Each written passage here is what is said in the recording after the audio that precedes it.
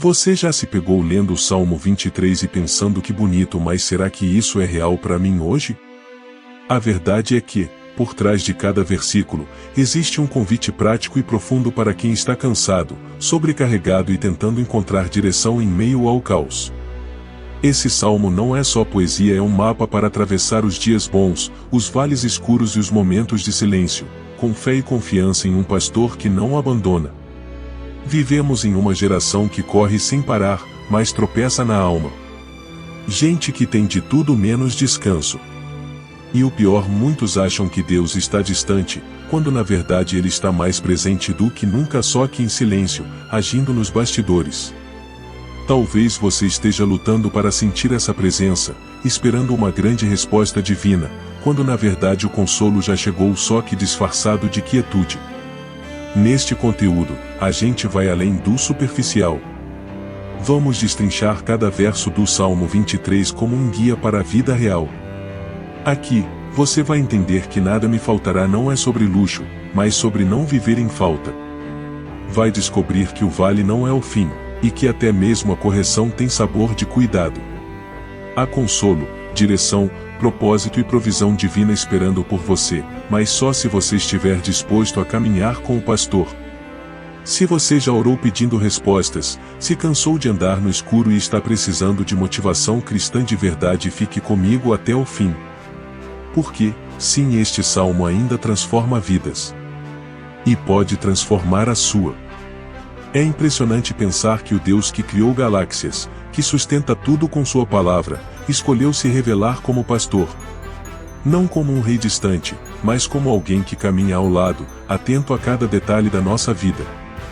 Essa imagem muda tudo, mostra um Deus que não apenas comanda, mas cuida.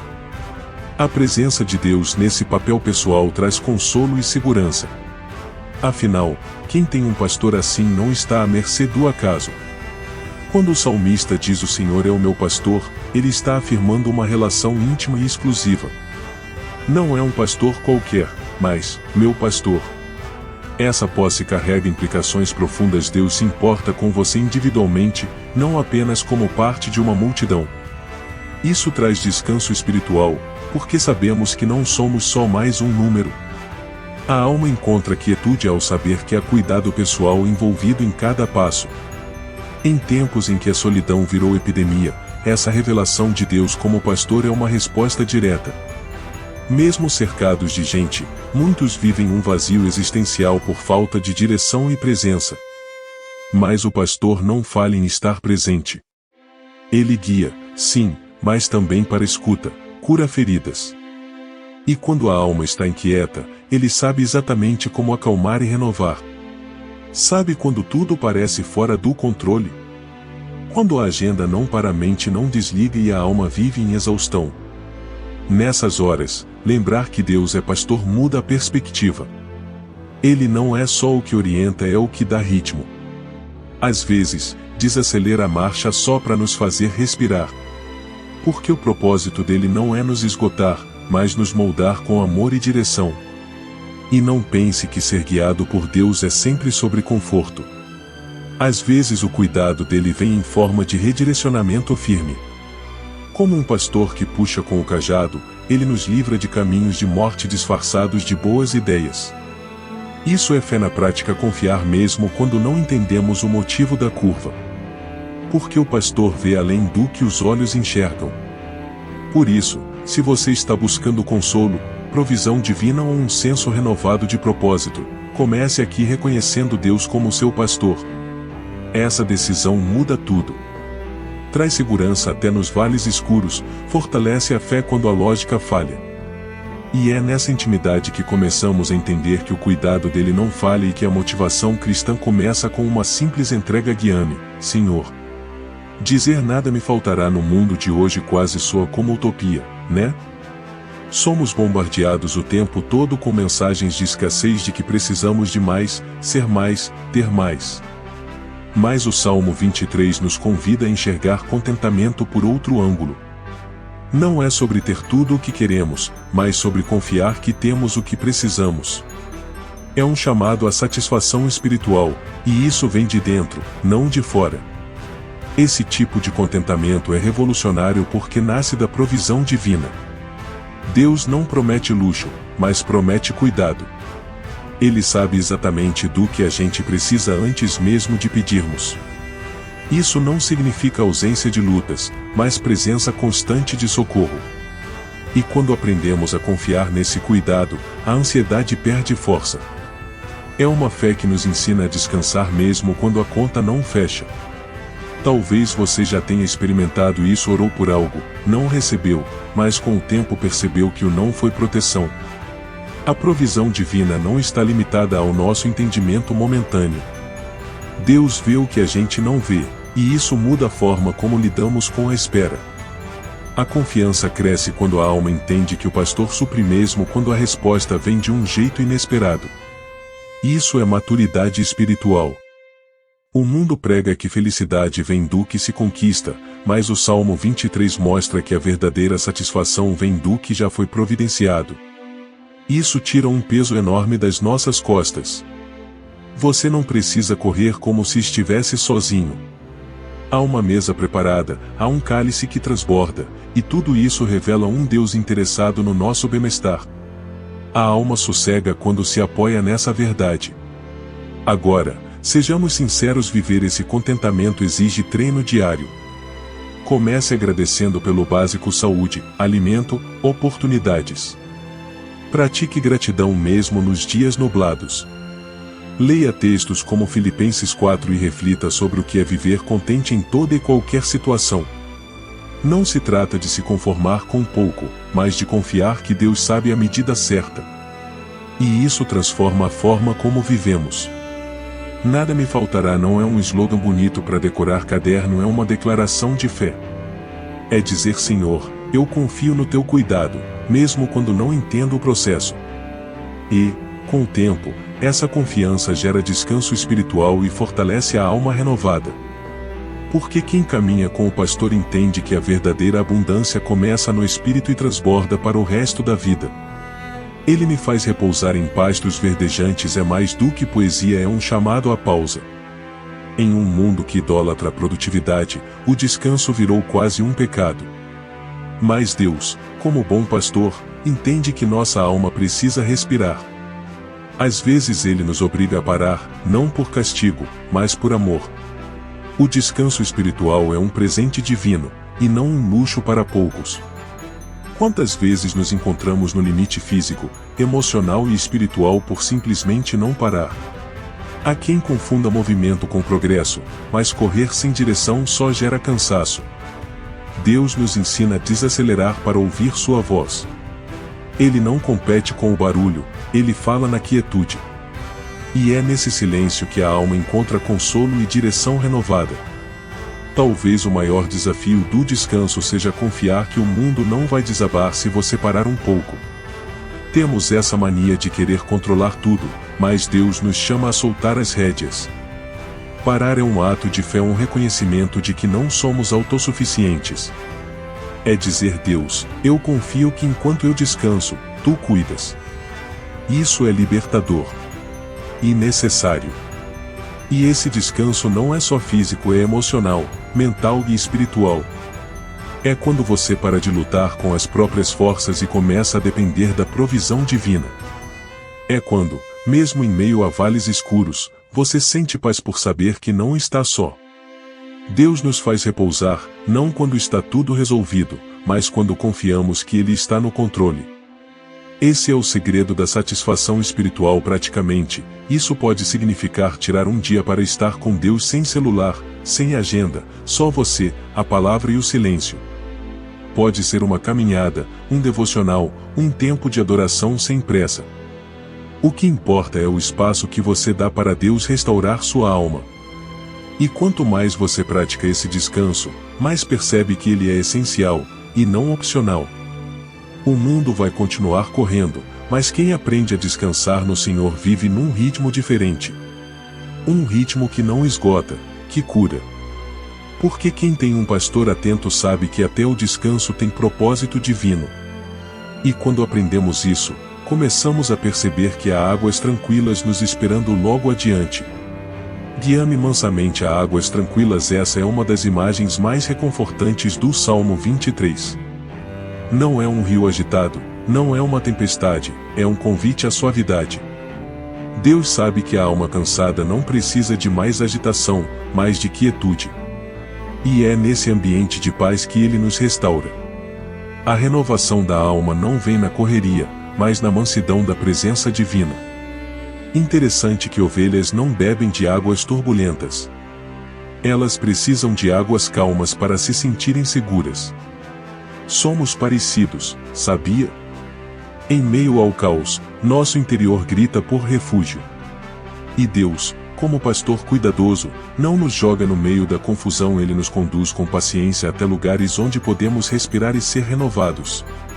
Isso é consolo em forma de cuidado prático. Renovar a alma não exige grandes shows espirituais. Às vezes, o que mais precisamos é de um momento simples com Deus, com a Bíblia aberta e o coração disposto. Há quem busque experiências espetaculares, mas ignora os pequenos encontros onde Deus sussurra. É nesses momentos que a fé é fortalecida, que a presença de Deus se torna palpável. É ali que Ele fala direto à alma. Se você está se sentindo exausto, talvez a resposta não seja fazer mais, mas fazer menos. Diminuir o ruído, silenciar as vozes externas, desligar o automático. As águas tranquilas ainda estão disponíveis, mas precisamos deixar Deus nos guiar até elas. Isso exige rendição. A alma renovada é fruto de quem aprende a parar e confiar no ritmo do pastor, não no próprio. Uma prática simples que ajuda: comece o dia com 10 minutos de pausa intencional. Nada de notificações ou correria. Só você e Deus. Leia um salmo, medite em uma promessa, respire fundo. Esse pequeno hábito pode se tornar um rio constante de renovação. Aos poucos, a quietude deixa de ser estranha e passa a ser um lugar de refúgio. E quanto mais renovada está a alma, mais leve se torna a caminhada. As decisões ficam mais claras, a fé mais firme, e o coração mais tranquilo. Porque o pastor não apenas guia, ele restaura. E faz isso com cuidado, sem pressa, levando-nos com mansidão. Mas essa caminhada ainda continua, porque logo à frente, ele nos guia em caminhos de justiça. Guia-me pelas veredas da justiça por amor do seu nome. Olha que interessante, Deus não nos guia só por nossa causa, mas por causa dele. Isso muda tudo. A direção que ele dá está ligada ao seu caráter fiel, justo, imutável. Ou seja, seguir a vontade de Deus não é uma aposta incerta. É andar com quem tem reputação a zelar e promessas a cumprir. Isso traz confiança mesmo quando o caminho é desconhecido. Quantas vezes a gente pede direção com medo de errar? Mas quando entendemos que Deus nos guia por amor ao seu nome, esse medo perde força. Ele não está nos levando por atalhos perigosos ou caminhos aleatórios. Cada vereda, mesmo aquelas mais íngremes, tem um propósito divino. E quando a gente se alinha com isso, a alma encontra paz. Porque sabe que está no centro da vontade dele. É comum querer que Deus mostre todo o trajeto, mas o pastor geralmente revela um passo de cada vez. Isso desenvolve fé, confiança, dependência. E quando erramos a rota, ele não desiste da gente. A correção vem, sim, mas como ajuste amoroso, não como punição. A direção divina é mais sobre presença contínua do que sobre mapas detalhados. Ele caminha conosco. Uma dica prática: quando precisar tomar decisões, envolva Deus desde o início. Ore pedindo clareza, mas também coragem para obedecer. Leia Provérbios 3 versos 5 e 6, é um guia incrível sobre confiar de verdade. Às vezes, a resposta vem através da palavra, de conselhos sábios ou até de paz no coração. E se parecer confuso, lembre-se: o pastor não é de confusão, mas de direção com propósito. E essa direção não visa apenas conforto pessoal, ela é para refletir a glória de Deus. Quando você anda nos caminhos justos, as pessoas veem algo diferente. E isso atrai outros ao pastor. Nossa vida se torna um reflexo da bondade de Deus, uma extensão do seu cuidado no mundo. E é aí que propósito e direção se conectam. Porque tudo o que ele faz, faz com intenção. Mas mesmo sendo guiados por Deus, não estamos isentos de desafios. Às vezes, o caminho certo nos leva direto para o vale. E é nesse ponto que o Salmo muda o tom, revelando algo ainda mais profundo: a presença de Deus nos momentos escuros. Mesmo que eu ande pelo vale da sombra da morte, não temerei mal algum, porque tu estás comigo. Esse versículo muda tudo. A linguagem muda, deixa de falar sobre Deus e começa a falar com Deus. Isso mostra que, no vale, o relacionamento se aprofunda. Não é só teologia bonita, é vivência real.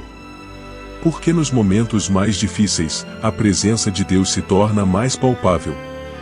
Note que o texto diz ando pelo vale, ou seja, não é lugar de permanência, é de passagem.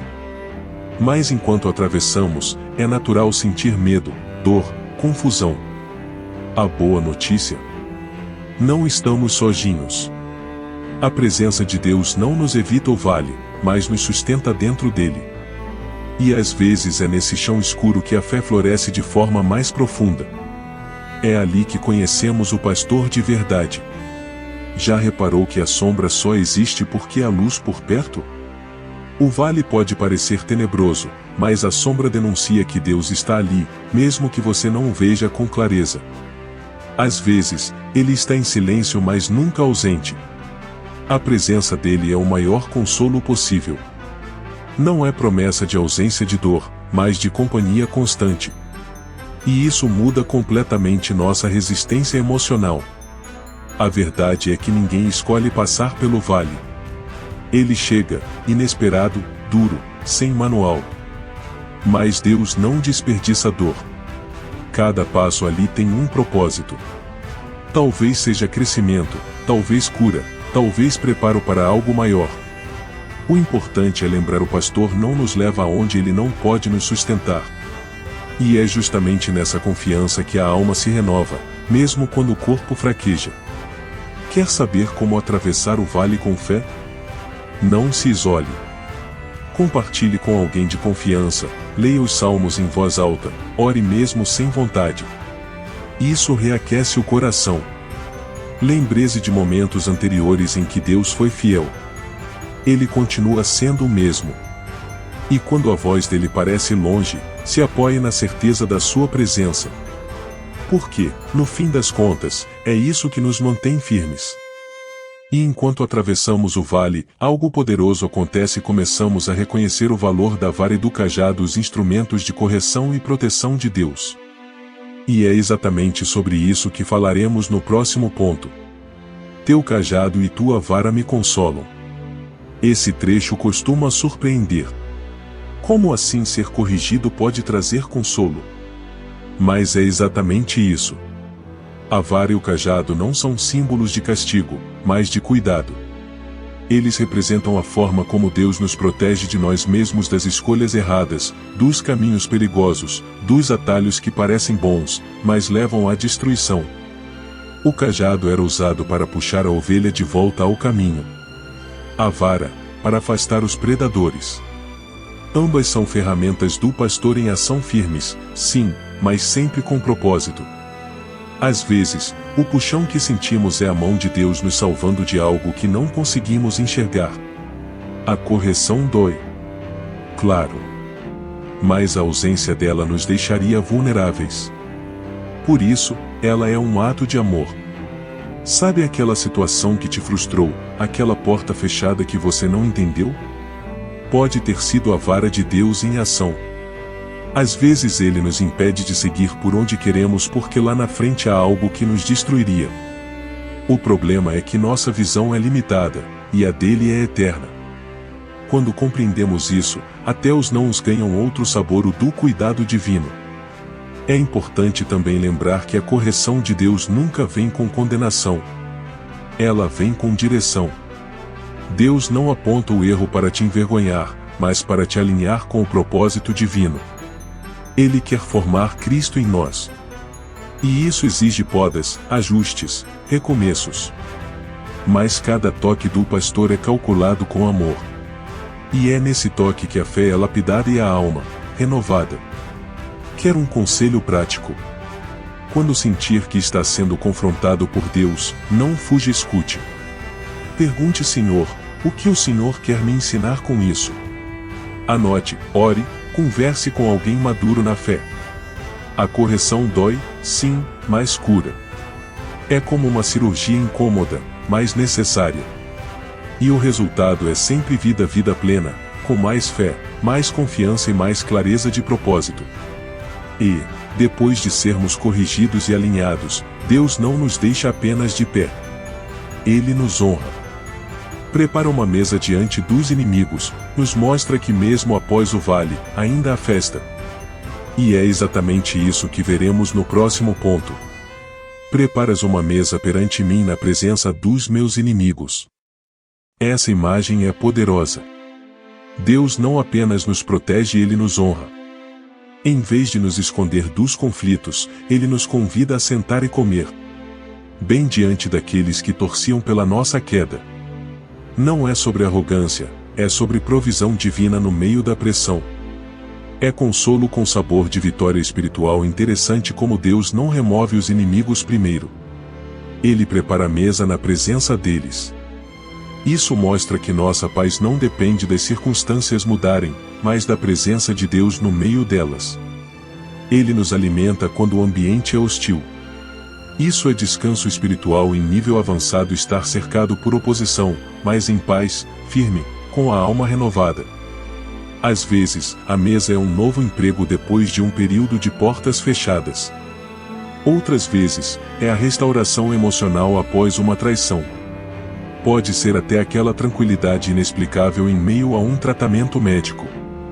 O ponto é: a mesa existe, e é sinal do cuidado de Deus.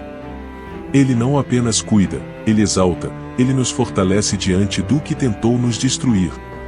Isso é motivação cristã em sua essência. E essa mesa não é só para você. Quando Deus te honra, outros ao redor também são impactados. Gente que duvidava passa a ver a fidelidade divina. Gente que sofria ao seu lado ganha esperança. A mesa é testemunho vivo. E o cálice que transborda, que falaremos em breve, revela que esse cuidado não é só para te sustentar, mas para te tornar um canal de bênção. Mas atenção, a mesa exige postura. É fácil querer revidar, provar seu valor aos inimigos. Mas Deus nos chama para sentar e confiar. Comer em paz é uma atitude de fé. É dizer: Senhor, eu confio que Tu estás no controle, mesmo com os olhos me vigiando. E esse tipo de confiança transforma tudo, inclusive a forma como lidamos com a dor. E como se não bastasse nos alimentar e proteger, Deus vai além. Ele nos unge com propósito, faz o nosso cálice transbordar. Porque o cuidado dele não tem limites, ele derrama mais do que o necessário. E é sobre isso que falaremos no próximo ponto. Unges a minha cabeça com óleo, o meu cálice transborda. Aqui, Deus não está apenas nos sustentando, Ele está nos separando para algo maior. A unção na Bíblia sempre aponta para propósito. Não é só para nos fazer sentir bem, é para nos capacitar a cumprir o que Ele nos chamou para fazer. E o transbordar mostra que o que Ele dá não é só suficiente e abundante, é mais do que pedimos. A unção também traz cura e proteção. Nos tempos antigos, os pastores ungiam a cabeça das ovelhas com óleo para proteger de insetos e feridas. Veja só, até isso o Salmo carrega. Deus cuida dos detalhes. A unção dele acalma a mente, cura feridas invisíveis, protege do que tenta nos atormentar. É o toque sagrado que nos lembra: você não é qualquer um, você é escolhido. E o cálice transbordante? É o símbolo da satisfação espiritual completa. Deus não nos dá só o básico. Ele nos enche até passar da borda. Por quê? Porque o que recebemos dele não é só para nós, é para compartilhar. Quando estamos cheios da presença de Deus, abençoamos quem está por perto sem nem perceber. O transbordar é o jeito dele de alcançar outros por meio de nós. É importante entender que esse transbordar não tem a ver com possuir muito, mas com ser muito em Deus. Ser cheio de fé, de paz, de graça, de compaixão. Gente ungida transborda no olhar, nas palavras, no servir. Você não precisa de um palco, precisa de um coração disponível. E Deus faz o resto. Ele te ungiu para impactar, mesmo nos ambientes mais comuns. Quer um exercício simples? Todos os dias, ore: Senhor, me unge para o que vou viver hoje. Que eu transborde tua presença em cada detalhe. Pode ser no trabalho, na fila do mercado, numa ligação difícil. O propósito divino está até nos momentos rotineiros. E quando vivemos assim, nos tornamos extensão viva da bondade de Deus por onde passamos. E essa bondade não se esgota. Aliás, ela nos persegue, nos encontra, nos cerca em todos os lados. Porque o amor de Deus não é passivo, é ativo, intenso, constante. E é justamente isso que nos espera no próximo ponto. Certamente que a bondade e a misericórdia me seguirão todos os dias da minha vida. Essa frase não fala de uma bondade ocasional ou eventual, fala de uma bondade que persegue. Deus não está esperando você tropeçar para te ajudar. Ele já está vindo atrás, todos os dias, com amor incondicional, com graça nova, com provisão divina. Isso é mais do que consolo, é perseguição santa. A gente vive como se tivesse que merecer tudo, mas o Salmo 23 mostra o contrário. A bondade de Deus não depende do nosso desempenho. Ela nos encontra, nos alcança, nos abraça, mesmo nos dias em que não conseguimos orar direito. A presença de Deus não se afasta nos dias ruins. Pelo contrário, é quando mais sentimos seu amor correndo atrás de nós, como um pai que nunca desiste.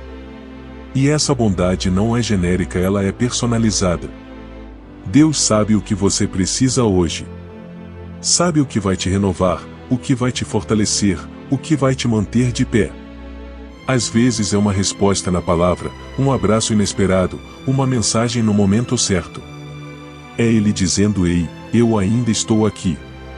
Isso é cuidado constante, é fidelidade ativa. A alma descansa nesse amor. A misericórdia também está no pacote. Isso quer dizer que, mesmo quando erramos, Deus continua nos seguindo. Não com condenação, mas com braços abertos. Ele nos corrige, sim, mas nunca nos rejeita. E essa certeza gera uma fé que permanece, mesmo quando falhamos.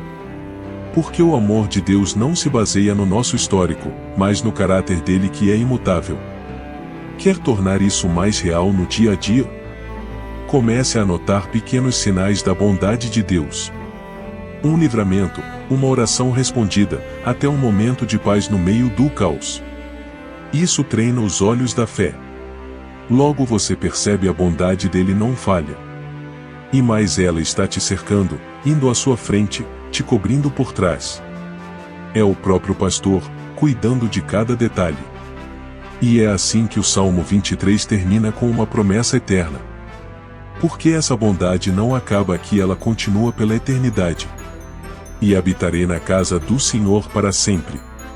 Mas essa parte a gente deixa ecoando como convite, porque o melhor ainda está por vir. Depois de mergulhar no Salmo 23, fica difícil ver esse texto da mesma forma, não é? Cada versículo é uma âncora para os dias turbulentos, uma promessa viva para quem está cansado, e um lembrete de que não estamos sozinhos nessa jornada. Mas agora vem a parte mais importante: o que você vai fazer com tudo isso? Como vai aplicar esse consolo, essa direção e essa presença no seu dia a dia? Você tem vivido como quem tem um pastor? Ou tem corrido tentando resolver tudo sozinho? A alma que confia em Deus encontra descanso mesmo em meio à guerra. Então, talvez hoje seja a hora de parar, respirar fundo e dizer: Senhor, eu quero caminhar contigo de verdade. O Salmo 23 não foi escrito só para ser lido, ele foi escrito para ser vivido.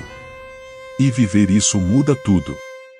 Que tal tirar alguns minutos hoje para refletir? Leia o Salmo em voz alta. Escreva num caderno o que mais falou com você. Ore, mesmo que com palavras simples. E depois, comece a andar como quem sabe que há um pastor cuidando de cada detalhe.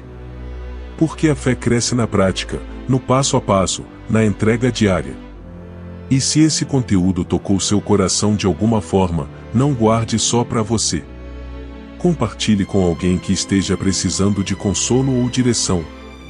Que a motivação cristã que nasceu aqui se espalhe. E claro, inscreva-se no canal e ative as notificações. Ainda temos muito o que aprender, viver e experimentar da bondade de Deus juntos.